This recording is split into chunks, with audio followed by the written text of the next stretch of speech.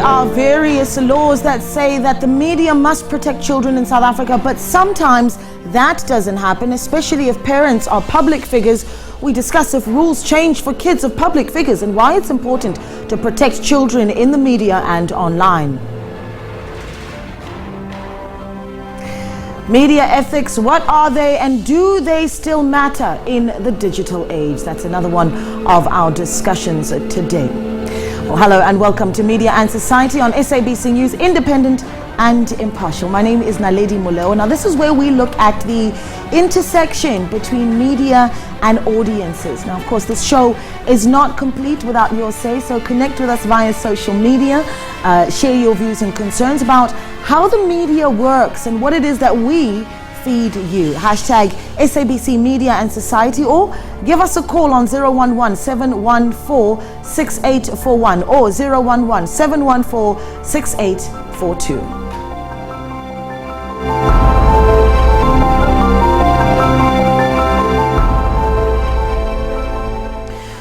Well, a few days ago, social media shared information about a child of two celebrities after they said he'd been expelled from school after he'd allegedly been found with marijuana on him. The South African online newspaper mentioned the parents as well, and thus identifying the child. The article was later taken down.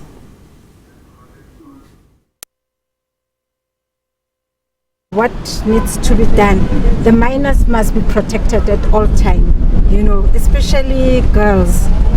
But even boys, this thing of us saying girls and boys, I think all the children, because these days both girls and boys are being abused. So, whether they're going to court or wherever, they are not supposed to be exposed. Their identity is supposed to be protected. I believe that children have rights. I think that's in the Constitution, and children should be protected regardless of whether their parents are public figures or not. So I think it's very wrong for actually the media to expose kids about whatever they do regardless of their social status. Us as kids, minors, we should be protected by the public. We shouldn't be exposed because it encourages cyberbullying, which can influence our state of mind and how we are protected in the community. Minors also have to be protected and feel safe within the social media space. So I don't think it's a good idea for identities to be revealed in social media and whatnot. It's inappropriate because I feel like people got to respect people's privacy. It's out of content. Everybody has the right to privacy. So I feel like exposing someone without their knowledge, without them knowing, it's inappropriate. Most of the minors, they don't really get much support.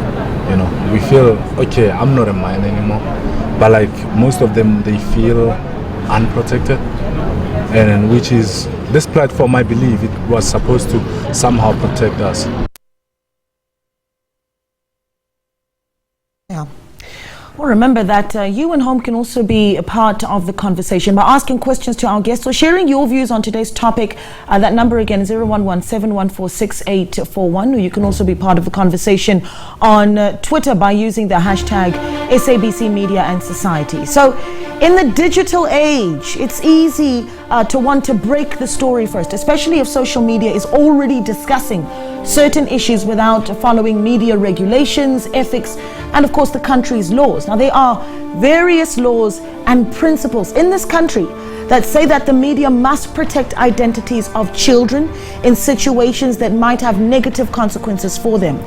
But this sometimes doesn't happen. To discuss the importance of protecting children's identities in the media, including social media, we are joined by Paula Frey, who is the CEO of Frey Intermedia. We're also joined by Sudeshan Reddy, who is communications specialist at the United Nations Children's Organization, UNICEF. Thank you so much for joining us this morning. Really appreciate you giving us your time. I want to start with you, Paula. We actually haven't had laws in this country, especially at the beginning of our democracy. We certainly didn't have these laws protecting children. Can we talk a little bit about what that looked like and when we started to regulate the showing publicly of children? So actually, thank you very much, Naledi, for having me here. I'm really pleased to be talking about this issue because it's such a critical issue when you look at the numbers of children in South Africa, but also across the African continent, right? I mean, a third of our population is under the age of 18. And our lawmakers actually took a lot of care to balance freedom of expression with protecting our children. But our constitution is really clear that the interests of children are paramount. And that's in our Bill of Rights. And so you're right. I mean, there are two things here, both legally and in terms of ethical journalism. We as journalists have a mandate to protect the interests of children. I mean, the law is absolutely clear around that. There's no gray area here. Anyone under the age of 18, whether they're the child of a celebrity or not, whether they're a street child, whether they are the child of a politician, all children have the equal protection in the eyes of the law. And I think very often in this age of social media and celebrity, right, we think that because it's already been published online that we can go ahead and do it. But journalists have a special mandate and we should take that seriously. Yeah. Can we talk a little bit about what that mandate is in South Africa? So I suppose I'm looking for the minutiae of the details, right? There are always going to be stories covering children in this country. We have horrific stories. Some of them are really great. What are those limitations so that the viewer who's watching at home can say, oh, we caught you, you did something wrong? Absolutely. So as a starting point, so children are protected in terms of the Constitution. Then in terms of the Criminal Procedure Act, you cannot identify a child who is in a court case, whether that child is a witness or whether that child is actually an accused.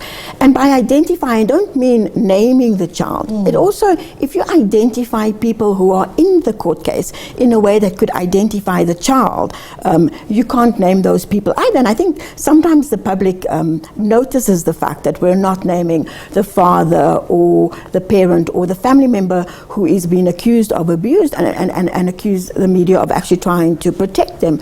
But we have to in order to protect the child. And so I think we have that. Then from an ethical point of view, I mean, the press code of conduct is also clear at putting the child's interest first. And the press code essentially says that we must protect the children, the interests of the children, and if there is in any way a potential for harm to the child. Now, in any case, whether it's children smoking dagga on school premises, whether it's children sharing videos of themselves doing things that might be against the law or not even against the law, we have to ask ourselves, what are the long-term consequences of sharing this, of reporting on this? Right. And if there is any potential that in fact it could harm the child, either now or down the line, we need to make sure that we don't interview them, photograph them, right? Or even identify them without permission from the guardian, from a parent, or somebody in a position of authority. Right. And even then, Naledi, it needs to be in the public interest. So yes, maybe you have permission from a guardian, but as a journalist, ethically, you need to ask yourself, is this in the public interest? Right. If the parent is fine talking about this, has the parent considered the long-term consequences of their child being exposed in the media like this? Yeah, and that's now calling for ethical journalism across the board. Absolutely. But we've talked about these limitations and what they look like in the South African context. But the reality is, and I know that many of us have seen these pictures in mainstream media and even in social media, where pictures are taken of young African children on the continent, when people come to the continent and take pictures with poor African children. Is there enough protection for African children on the continent? I think, Sudesh, perhaps this is where we bring you in, right? Is there some sort of regulation around how we publicize the identity of children on the continent? Thank you, Naledi, and thank you for bringing up this very topical issue. I think Paul has emphasized the main points around this. UNICEF isn't a law, a legal instrument. We can't force media to do certain things, but we can guide the process. So your question about the depiction of children on this continent is absolutely valid. It's not just on this continent, though. Violations of how children are depicted happen in many places. Perhaps we're more exposed to what happens here. But I will say there's been an evolution, a positive evolution, away from the stereotypical image of a helpless African child. I think we have had to move away from it. Everybody's had to move away from it. And we continue to guide media throughout the world as UNICEF on how to report ethically. We look at 6 principles. Is the dignity of the child intact in the reporting? Has the best interests of the child been served in this process? Has the views of the child, if applicable, been raised? Have those close to the children been consulted, family members, caregivers? And have you put that child at risk in your reporting? And that's a very simple way of how we have pushed the issue of ethical reporting. In South Africa, UNICEF works with Media Monitoring Africa and other partners to promote ethical journalism and to ensure that children are portrayed with dignity. It's an ongoing task for all of us, but I do think there's been progress. You know, I think back to some of my, no, it does, and I just want to unpack it a little bit more. I think about some of my early journalism days and how how we determine what a lead story is, right? And we say horrible things in the newsroom. You hear things like, if it bleeds, it leads. So if there's violence, that's going to be a lead story. And then we say, if it's a child, it leads, because children are vulnerable. So if a story involves a child, it leads. Now, the reason why I raise that, Sudeshin, is because in big, global crises, we've seen it as well, where the image of a child in war is the most powerful image that we can use. And you're talking about portraying children in dignity, but in wars, it's been the images of children that has almost gotten the international attention. So at what point do we strike that balance, Sudeshin? Absolutely valid question, Lady, and it's one we grapple with regularly. You can portray the horror of war without defying or denying the dignity of a child. When you see child refugees, you don't have to depict them as completely helpless and famished. You can show children in refugee camps or at the border who are being assisted by people. You can give the backstory that these are not unfamiliar subjects. These are children like everybody has, children who've grown up in comfortable, happy homes, who've been forced to flee. So how you report it does not have to show them as helpless victims, but perhaps as those who had no choice but to flee, those who had no choice but to have left the situation they're in, and that that the people are working to make a difference to their lives, that media can play a role to depict them as being forced to endure what they never caused, but they're not helpless, they have voice, and their voice needs to come through in how we depict it. We continue to work at that, and how we do it is important, because you're absolutely right. When you want to highlight a humanitarian situation, you show the impact, but you don't have to show the impact in a way that you wouldn't want your own children to be depicted as. So a bit of empathy, I think, also makes a difference. I like the idea of depict the child as you would like your own child to be depicted, but it is a tough balancing act. Do you want to come in there? I think there's a challenge though, right? Because if you think of war specifically and children in war, I think the media are always looking from an ethical consideration of minimizing harm. And so when you think of the harm of war, do you want to ignore the fact that there are huge atrocities happening in war? And so it's always this challenge of, if the image illustrates the horror of war in a way that people will take action, what is the harm you're minimizing, right? When you take a decision to use a photograph to publish a story, I think those are the kinds of things that editors, producers need to be thinking about. What is the harm here, and what is the harm we need to minimize? And I think, I don't want to be prescriptive about this, because a photograph in one setting could be salacious and sensationalist, but in another setting, the decision-making process could actually highlight a harm that society needs to take responsibility of. What concerns me, though, is that sometimes journalists and editors, decision makers, are not aware of their own biases. So some children have more consideration, some children are worthy of more consideration, and other children's lives are devalued. And so for me, it's that challenge to journalism and journalists across the continent. When we are reporting on children, right, what stereotypes or what biases are we bringing to the story, and are we aware of them, so that that if this was my child, as Sudeshan was saying, right, would I in fact write the story? Would I want to publish it? Yeah, we're going to take a break, and then when we come back, perhaps we need to start talking about solutions and protection mechanisms, right? We have media bodies. What are they doing to hold media houses accountable when those ethical lines are crossed? You're watching Media and Society here on SABC News. Stay with us. We're back in a moment.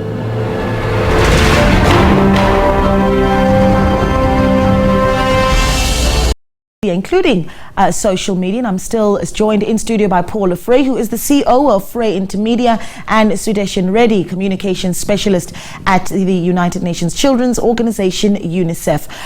So I'm going to start again with you, Paula, and go, what are the protection mechanisms in place? I mean, with the article that we mentioned just from a few days ago that was a celebrity's child, the publication did take the article down. But what mechanisms are in place for accountability? Because even though the article is down, one could argue that the damage is done. So obviously there's the legal mechanism. If you break the law, you will actually be charged in terms of the law. So just to emphasize that, because people often think that journalism operates in a legal vacuum, but it doesn't. So there's a legal mechanism.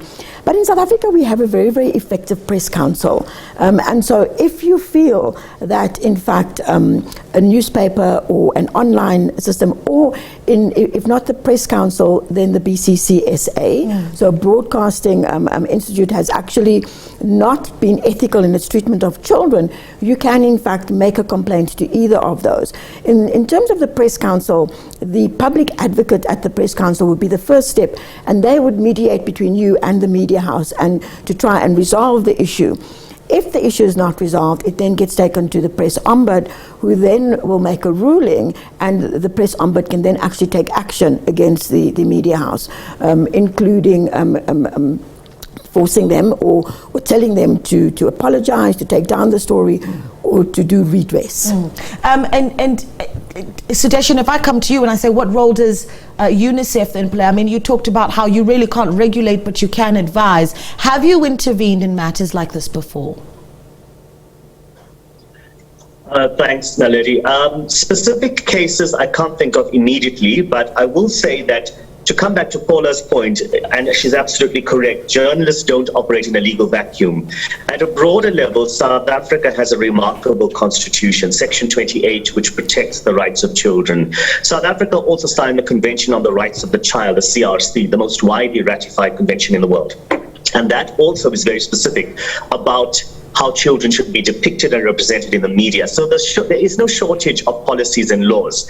So UNICEF, working through partners like Media Monitoring Africa, among others, but also with government departments, guides and provides support around representation, using best case examples, and basically pushing the narrative that children are holistic beings, and we continue to monitor, to advise, to guide, and to support. We're always here to do that. We're the UN Children's Agency. That's our role. So we'll continue to do it. I would also just like to add that there has been progress. There has been a notable evolution in how media have represented children, not just in South Africa, but elsewhere. And we see media as an ally in this, not as an adversary that we have to constantly monitor.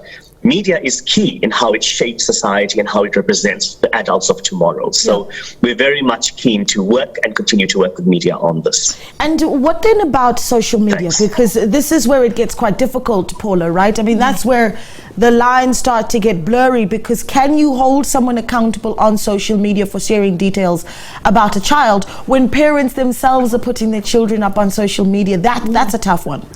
So, the press code actually deals with user-generated content. And in this era of, everything happens so quickly, news breaks online, news breaks on social media, there's a demand to keep up with social media. Media is under such pressure at the moment. You don't need to be a formal journalist in order to break news online. Right. But I think that the media holds a specific position in society. First of all, I think journalists need to know what the law says, what they can and can't do. They need to know what the law says. They also need to know what the press code and what the BCCSA's code says about what they can and can't do. That's a starting point. And then I think the second thing is that we need to really recognize our role in society. The South African press code says that the media exists to serve society. And so when we think of that, and we think of the special protections actually aimed at children, there are two things for me about reporting on children. The one thing is, of course, this issue of knowing the law and knowing how to report on children. The other thing is the lack of stories around children in the fullness of their being. And so very often when we see children in the media, it's a scandal like this, or it's something that happened at a school, or it's the child as the victim of crime, or the child in a crime. And for me, the challenge also is for us to recognize that children are in fact stories. Children have agencies. Children can speak about the issues that impact on them. Children are, essential parts of our society, and we need to increase the number of stories that actually reflect them in that way in our media. So yes, we need to make sure that we understand the law and what we can't do. But I don't also think we understand what we can do. That there is this wealth of stories that are just missing, and that children in that way continue to be marginalized. Can I ask you though, Paula, to give us perhaps a few examples of where we have done things right in protecting children? I mean, I go back to a story a few years ago of a little girl who was sexually assaulted in the bathroom in a restaurant. Her identity was never revealed. And we know the rapist, but we don't know the little girl's name. That's one example that I can think of. Absolutely, but if you even think of, Sudarshan was saying there's been such an improvement. In the early days of HIV and AIDS, children who were HIV positive were often photographed, spoken about, written about, without an understanding of the long-term impact on their lives. I mean, at a time when stigma was at its height. So I think that there was a role for Media Aid to break down stigma by talking about HIV and AIDS openly, but at the same time, we didn't at the beginning understand that. And so if you think of how we report on children now, I think there's a greater recognition amongst the media that even sometimes in perceived positive stories, where you are writing stories that will result in organizations being assisted, that there's a recognition by the media that we don't need to identify the children involved, that we can tell those stories without showing their faces, without giving their names, without giving identifying information. So I think those are the kinds of changes that we have. Sudarshan was talking about Media Monitoring Africa. I mean, they have a children's news network that really does things like have children interview politicians, tell stories, what are the perceptions, or what are the news issues that impact children. So I think there have been a lot of interesting things, and you're beginning to see supplements. The Daily Maverick, for example, has a supplement targeted at children.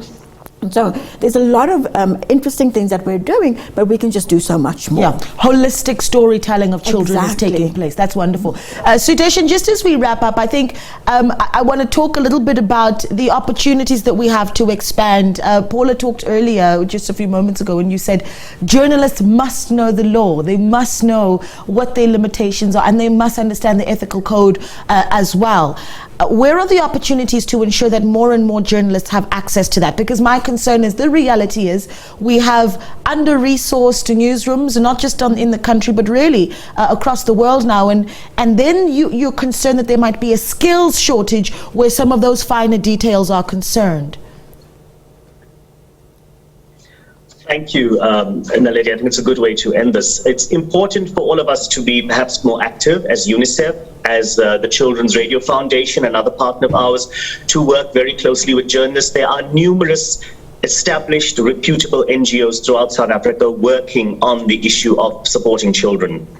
Perhaps the role is for all of us, working with our partners in government as well, and sometimes academia, to ensure that we keep platforms like this active, so that we are in touch with journalists regularly, and not just when a situation flares up. That those guidelines are perhaps made more accessible, that we work more actively with the South African National Editors Forum, with with ICASA, and various other broader institutions. But it's a job for all of us, not just for UNICEF. And Paula and her organization also do a lot of good work. So So it's about ensuring that it's always in the spotlight, and the issue of empathy must come up regularly.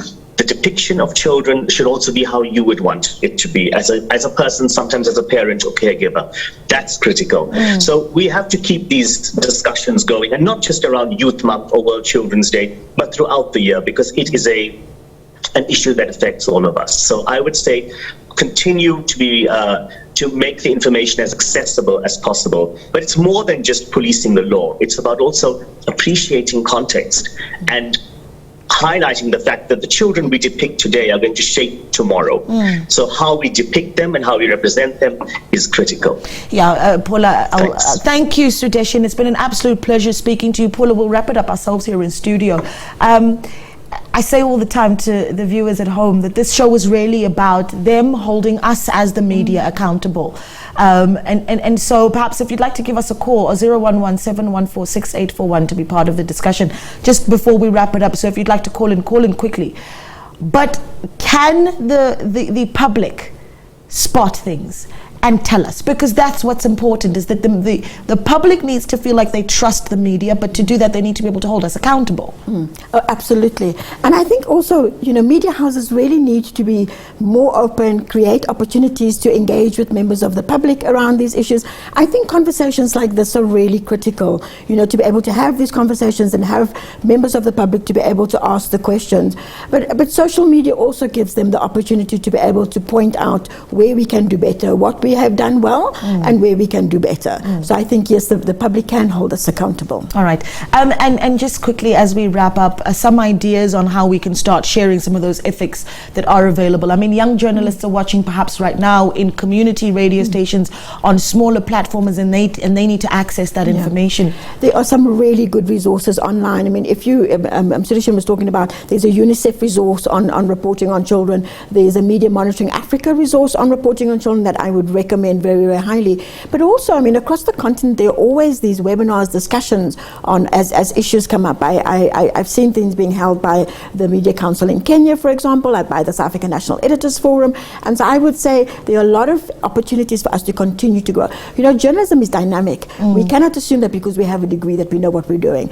It is a constant learning process. All the time, we need to be enriching our own understanding of our craft and our profession. And so I would encourage journalists all the time to be asking yourself, what can I do better? Yeah, listen, we learn constantly. That's how this world works. But let's leave it there. Thank you so much for this very insightful discussion. We really have appreciated your input. Paula Frey from Frey Intermedia, as well as Sudeshan Reddy from UNICEF.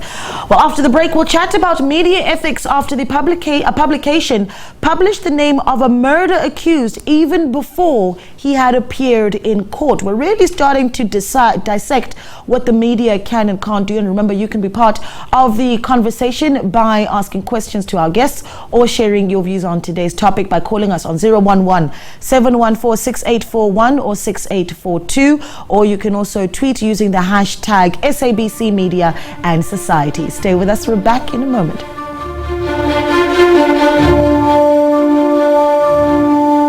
And we're having your conversation on what happens in the media and how it affects you. Remember, you at home can be part of the discussion as well, and you can share your thoughts or questions with our guests by calling on 011-714-6841 or 714-6842.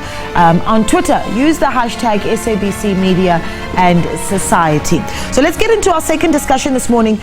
Podemo man arrested in connection with the death of Gadi's daughter. This was the headline of an online publication, The Bridge. Now, they're based in Johannesburg, but publish news about Eswatini. They had a photograph and used the name Philemon Lukele, even though he had not appeared in court when the article was published. Take a look. Malo, thank you so much for your time, and welcome to Media and Society with the SABC News. Thank you so much for giving us your time. Thank you. I appreciate it. Welcome. I appreciate the opportunity. Mr. Ngumalo, your publication broke the story of the ANC party member being involved in the Gadi murder. Now, could you just kindly talk to us about how important are online publications when it comes to breaking these kind of stories? It's important because in an age where everyone has an opinion and has a platform to say anything, and such opinions can spread very quickly online, it's important for credible publications that have ethical bearings and are able to verify information to be the first ones to break such stories so that correct narratives and correct information gets to spread or gets to go online, as opposed to trailing behind the internet, which oftentimes goes viral with half-baked information. As a publication, why did you guys mention the name of the accused when they had not appeared in court at first? We figured, because we already had the information, which we figured was credible, and we had already been informed that he is going to be charged, or he is already at least being charged with the information. And we were already inundated with a lot of calls around this information, and it became an onus on our part to reveal it on time before wrong information gets to spread around. Are there cases where you would withhold names of the accused, and why? Yes, we would withhold names of the accused, precisely because in most instances you want to give the state enough time to deal with those cases and withhold information or reveal information as and when they feel ready to do so. And in many instances, if you are not sure about your information, it's only right that the names be withheld. Interesting. Well, you can join the conversation on 011-714-6841 or use the hashtag once again on Twitter, hashtag SABC Media and Society. Share your thoughts on this, right? Was that story handled ethically by that media house, and how do you handle matters like this, particularly matters that are still to appear in court and crimes are involved? Are you happy with how the media handles things? And let us know. But let's get into our discussion, we're talking really about whether or not a man's arrest can be shared even before he has appeared in court. We're joined in studio by Mr. Zweli Martin Dlamini, who's the managing director of Swaziland News. We're also joined by seasoned journalist, media trainer and lecturer, Mr. Themba Sepotekele. Thank you so much for joining us, gentlemen. A good morning to you. Thank you so much for speaking to us. But Themba, can I start with you? I saw you reacting as we played that package. Your first thoughts listening to Mr. Nxumalo's explanation as to why the Bridge published that piece before the accused had appeared in court. Yeah, good morning, Alida. Good morning to the viewers. Actually, Nxumalo was saying literally nothing for the 5 minutes that he was speaking, because basically what he's suffering from in the newspaper is what we call scoop syndrome. You want to be the first to publish. However, you don't have to be the first to publish and break the law. That's one thing. One of the biggest things that we have in the media generally is this wanting to break the news, be the first to break the news. This is a publication, not someone on social media. Therefore, then, he is regulated by the Press Council. And those kind of ethics that they have to adhere to, they literally broke them down big time. And this is quite disappointing, to be honest. Quite disappointing. His comments, his kind of reasoning that we are saying, that flies out of the window, to be honest. So what journalists should do is to adhere to the basic tenets of journalism, to avoid unnecessary attack on the media. Such comments, such stories we cannot defend at all. It is indefensible. So based on what he's been saying, what they've done, trying to justify it, he has to come back and apologize for his comments. They are off the mark. Their story was basically wrong. And these are kind of stories that give journalists a bad name. 2010, South African media was under attack, whereby there was an intention to implement the Media Appeals Tribunal. Very, very punitive, whereby journalists will be censored. So such stories are the ones that, unfortunately, invite a lot of criticism towards the media. Yeah. But Zweli, your thoughts? Of course, the story violated media ethics because ethics are very clear that you cannot name a suspect before he appears in court. And even though we can understand that considering the dynamics of the fourth industrial revolution, information spread very quickly, but we cannot use that as an excuse to break the law. Because as a media, we must ensure that we adhere to the journalistic norms and ethical standards so that we can be trusted by the society.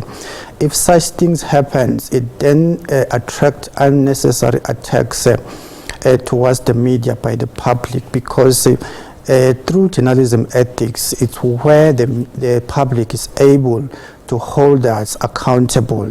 You will understand that in the midst of this fourth industrial revolution, the media now, particularly online media, is too interactive. People engage with the media through online platforms. They are able to criticize our stories. They are able to comment. They are able to even praise us where we have done what they believe we excelled. So in this regard, this story that was published by The Bridge, it was a huge embarrassment to the media, because even though we would like to break the story first, but we must do that within the framework governing the media industry. Yeah. Can we just break down that framework, just for clarity, Butemba? Because I don't want a discussion where we're speaking amongst ourselves as journalists, because we know what the framework is. And perhaps you can give us a few examples on what the regulations and the rules really are, so that the public is able to say, how can you name that person already when they have not appeared? So in what cases does that actually, does that regulation or that rule then take form? I know that in cases of sexual violence, for instance, there are slight tweaks to what we can and can't do as the media until there is a charge sheet. Precisely. One of the challenges that we have, like I have mentioned, is wanting to be the first to break the news. However, there's a law that should not be broken while we're trying to break the news. When we try to balance, it is in the public interest or it is not, that on its own becomes a challenge. However, the law can be broken because it is in the public interest. It was not in the public interest to publish the name of a suspect before, not even he appears. He pleads in court, guilty or not guilty. You are not going to name him even when he appears in court. That's what the law says. So the press law is clear, is very simple, is clear and succinct. So unfortunately, what we found in most cases that we want to be the ones to break the news, to be the ones who get audiences, to be the ones who get the likes and retweets and stuff like that.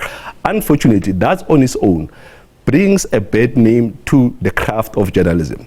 We have to guard this craft with our lives, because like I mentioned, when there's an attack from the media, either from political parties, either from other interest parties, from other different stakeholders, that on its own puts a bad name on journalism. Most journalists go to school, unlike before. It's a profession. It is no longer something that we have just to say, no, it is journalism and then it ends there. Journalism, we are not going to be allowed to be called names like paparazzis and stuff like that. Yes. We are the fourth estate, and as a fourth estate, we take care of the judiciary, the executive, and the other spheres and the legislation. So in so doing, we play a very, very critical role in a democracy. And in South Africa, it is where we are honestly, seriously obsessed with ensuring that based on what the Press Council does, I'm a member of Press Council. Yes. We sit there to sit and adjudicate and say that we cannot be going and be rogue and be reckless in the work that we do as journalists. You mentioned earlier on in that interview that you had earlier on that if you mention a child, you mention a child who's been raped or whatever in a criminal case, that child is tomorrow's future. What would happen? Those are the things that brings a bad name to journalism, and that shouldn't happen at all. Yeah. So that the law is there, is clear. We shouldn't hide about public interest and stuff like that. We should adhere to the basic tenets of journalism. Yeah, Babu Dlamini, you yourself are a journalist that is operating in South Africa, but you're the editor of Swaziland News. You're operating in South Africa because of political tensions in the country, correct? Yes. When you saw this story, there's the headline right there. Pudemo man arrested in connection with the death of Gadi's daughter. Perhaps you can give us some context on who Pudemo is, because the viewers may not actually know, and that actually speaks to whether or not you feel that this was a politically motivated article. Yes, of course. Pudemo is Eswatini's leading or largest opposition party that is advocating for democratic reforms. And the fact that the suspect is linked to Pudemo, they may then make the matter to be of public interest. But then when we published the story, we made sure that we don't reveal the name before the suspect appeared in court, even though the other publication had revealed the name. And the members of the public blasted us, saying we are censoring ourselves because now the name is known. But we made sure that we don't reveal the name because it was ethically wrong until the suspect appeared in court. So when we saw the story, we said, we knew that they've made a huge blunder. Maybe they will come back and apologize, because the ethics are clear that you cannot reveal the name of a suspect before he or she appears in court. Maybe I can also touch on ethics with regards to revealing the names of victims and why it is unethically to do so. Yeah, we just quickly, as I interrupt you, what we've got up on the screen here is a piece written by yourself, Mr. Dlamini, and we've highlighted you where you say the name of the suspect cannot be revealed for now, pending his court appearance. This was the article on the same story written by your publication versus the Bridge that published his name. Yes. Yes, because why we are doing this, because it's very important to explain. Let's say the suspect has been questioned by the police and then later released. Then you have embarrassed the person. As a journalist, we need to understand that even though we inform the public, we must do that without violating human rights, particularly the right to human dignity. The fact that we must wait until the suspect appears in court, we are avoiding a situation whereby while the police are doing their work investigating the suspect, maybe based on reasonable belief or reasonable suspicion that the suspect has committed a crime, when they do their investigation, they discover that maybe the suspect is innocent, but with links to their investigation, they will continue the investigation, and then they decided to release the suspect. Well, we need to find that you as a journalist, you have named the suspect, and then you have committed a blunder, and you risk being sued. So it's very important to avoid such situation and not to be pressured by public pressure through social media, because social media, as a journalist, you must be able to contain or manage the pressure that comes with social media. You know, I'm thinking about the power of media actually as you're talking about that. If Naledi Moleo is arrested for something and I have not yet been charged or pleaded, and then I'm found to be wrongfully arrested, but there was a publication that told the world that Naledi Moleo was arrested for whatever supposed crime, are there mechanisms for Naledi Moleo to hold that publication accountable? What is it that I can do against the power of the media as a normal member of the public? Depending on the damage that caused, you have a right to pursue a legal case. Go and sue that newspaper or publication, go to the cleaners, though it takes time. But these are the things that we're trying to avoid at the Press Council. Hence, we're saying that, firstly, adhere to the basic tenets of journalism. If that there are mistakes, because we are human as journalists, if there are mistakes that have been committed, there can be mistakes that can be rectified. But such mistakes cannot be rectified because, one, the newspaper didn't minimize harm. We normally say minimize harm as much as possible when you're reporting about human beings, whether it's celebrities, whether it's about their children and stuff like that. Don't just go grab something on social media and place it on a publication like that. That on its own is quite dangerous. So you as a person who feels that you have a case, you can go and sue that reporter, sue that publication. That's what has been happening. But at the Press Council, what we say, we advocate on matters where we believe and feel that here journalists made basic, simple mistakes. they didn't damage or impugn your reputation. But where they've done that, that's when you have a right to pursue other legal You see, courses. I have a problem with the word mistake. I do, because as journalists we have a big responsibility.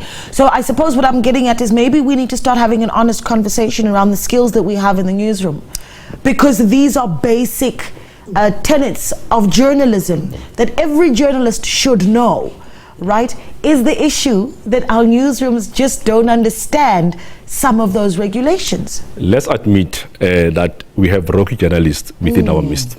If we don't admit that, and if we don't call each other where someone has done wrong and say, here you've done wrong, we cannot begin to defend and shield or worse, bury our heads in the sand when some of us are giving journalists a bad name. We in this profession because of the love of the country, not of the love of profession, but of the love of country. Profession comes after. We love this country. We want to paint the picture of South Africa. That is what it is, not any other picture. So one thing is, yes, there are rocky and reckless journalists out there. They need to be outed. But what happens? We protect them. We fail even to call them to order. When we write articles and call their names, we are being insulted. For telling the truth, but we see it in defense of journalism. Why? Because we defend the society. If it is not for journalism, we would not know of all the good and the bad and the ugly of what's happening in this country.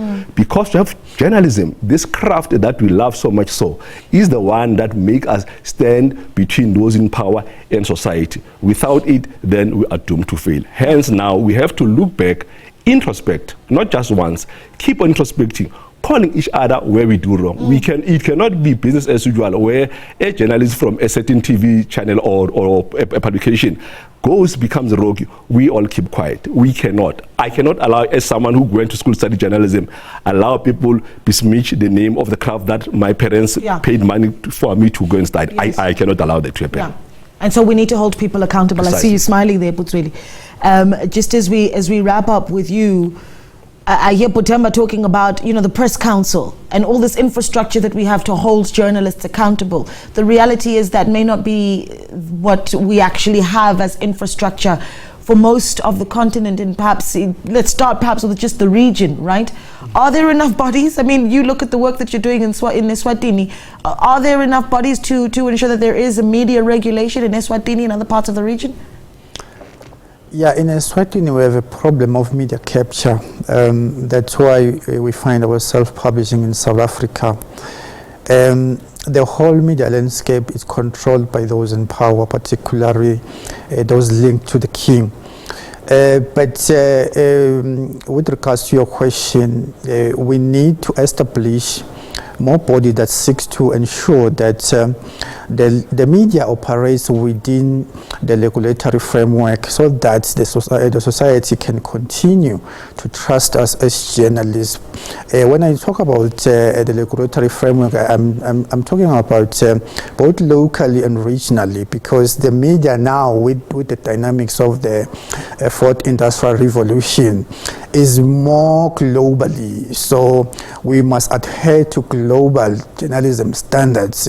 We must make sure, if maybe we publish stories, we must make sure it's in line with international law. I've seen one of your guests touch on the rights of children. We must make sure we protect those children. We don't just publish a child and scandalize a child, because some journalists, they don't understand the significance of covering a picture of a child. They don't know why that is done. Yeah, and this is why a little bit earlier I talked about that skills sharing in the newsroom being so important, so that we protect the rights of people, because we are so powerful as the media, but we need to be protecting the most vulnerable. Gentlemen, thank you so much for your time. I really, really appreciated having you in studio and having this discussion. Thank you so much to Mr. Zweli Martin Dlamini, Managing Editor of Swaziland News, as well as the seasoned journalist, media trainer and lecturer, Mr. Themba Sipotekele. Thank you so much for speaking to us, and thank you for watching Media and Society. Keep engaging with us on social media, and we look forward to being with you again next week, same time, same place. Have yourselves a blessed Sunday.